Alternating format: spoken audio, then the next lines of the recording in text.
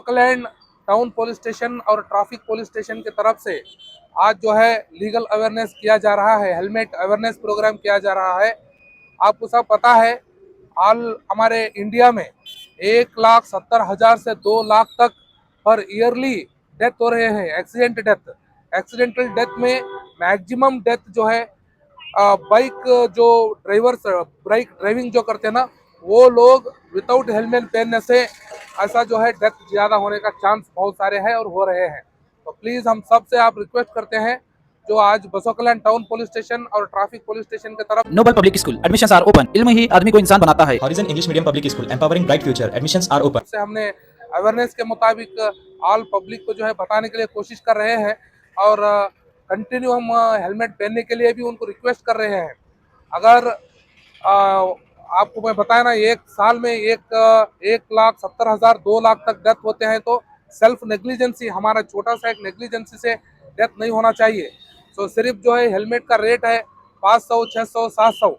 अगर बहुत सारे पैसे खर्च करते हैं हम, जो दूसरे वेस्ट जगह में पैसे खर्च करते हैं। Knowledge Park, the Creative School. Admissions are open from LKG to 10th standard. Free uniform for new admission students. लेकिन हेलमेट के लिए किसी को इंटरेस्ट नहीं आता।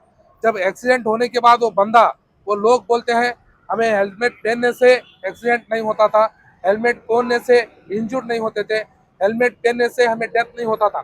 तो इसीलिए मैं आप सबसे रिक्वेस्ट करता हूँ, गुजारिश करता हूँ, हेलमेट एक ऐसा चीज़ है, बहुत सेफ्टी मेजर है, हमारे जो है हेड को जो है सिक्योर करता है।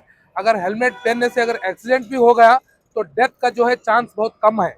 इसीलिए हम बसोकलैंड टाउन और ट्रैफिक पुलिस स्टेशन की तरफ से हम रिक्वेस्ट कर रहे हैं, कंटिन्यू आप सब जो है बाइक राइडर्स आप कंपलसरी हेलमेट पहनिए।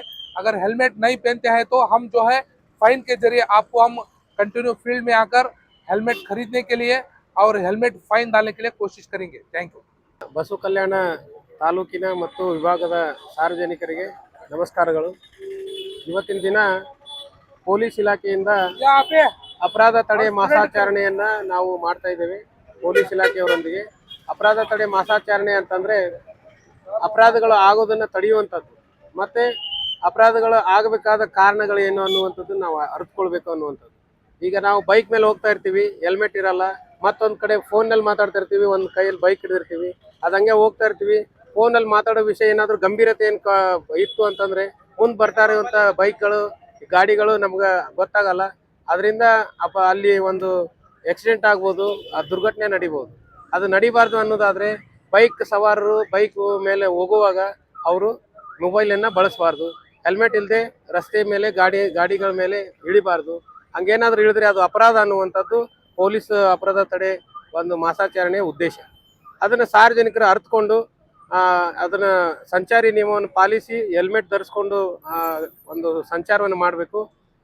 ಪೊಲೀಸ್ ಇಲಾಖೆಯವರು ಯಾವುದೇ ಒಂದು ಹೆಲ್ಮೆಟ್ ಇಲ್ಲದೆ ಅಡ್ಡಾಡುವಂಥ ಒಂದು ಬೈಕನ್ನು ಹಿಡಿದಾಗ ಅವ್ರಿಗೆ ಇಂಪ್ಲೂಯೆನ್ಸ್ ಮಾಡೋರು ಏನಿರ್ತಾರಲ್ಲ, ಅವರು ಕೂಡ ಅವ್ರಿಗೇನಾದರೂ ಅಪಘಾತ ಆಗಿ ಸಾವಾಗಿದ್ರೆ ಅವರು ಕೂಡ ಸಾವಿಗೆ ಕಾರಣರಾಗ್ತಾರೆ। ಅದನ್ನು ಕೂಡ ಮಾಡಬಾರ್ದು। ಪೊಲೀಸರಿಗೆ ಅವ್ರದ್ದೇ ಆದ ಕರ್ತವ್ಯಗಳನ್ನು ಮಾಡಲಿಕ್ಕೆ ಅವ್ರಿಗೆ ಬಿಡಬೇಕು। ಅದರಿಂದ ಅಪರಾಧಗಳು ಕಡಿಮೆ ಆಗ್ತವೆ, ಸಾವುಗಳು ಕಡಿಮೆ ಆಗ್ತವೆ, ಆಕ್ಸಿಡೆಂಟ್ಗಳು ಕಡಿಮೆ ಆಗ್ತವೆ। ಈ ಸುಭದ್ರ ರಾಷ್ಟ್ರ ಯುವ ಜನತೆಯಿಂದ ಸುಭದ್ರ ರಾಷ್ಟ್ರ ನಿರ್ಮಾಣ ಆಗ್ತದೆ ಅನ್ನುವಂಥದ್ದು ಇದರ ಉದ್ದೇಶ। ಎಲ್ಲರೂ ಕೂಡ್ಕೊಂಡು ನಾವು ಅಪರಾಧ ತಡೆಗಳನ್ನು ಮಾಡೋಣ, ಹೆಲ್ಮೆಟ್ ಧರಿಸೋಣ।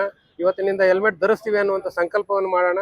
ಹೆಲ್ಮೆಟ್ ಧರಿಸಿ ನಮ್ಮ ಜೀವವನ್ನು ನಾವು ರಕ್ಷಣೆ ಮಾಡ್ಕೊತೀವಿ ಅನ್ನೋಂಥ ಒಂದು ಸಂದೇಶದೊಂದಿಗೆ ರಸ್ತೆ ಸೇಫ್ಟಿ ಮತ್ತು ಅಪರಾಧ ಮಾಸಾಚರಣೆ ನಾವೇನು ನಡೆಸ್ತಾ ಇದ್ದೀವಿ ಇದು ಯಶಸ್ವಿ ಆಗಲಿ ಅಂತ ನಾನು ಶುಭ ಹಾರೈಸ್ತೀನಿ।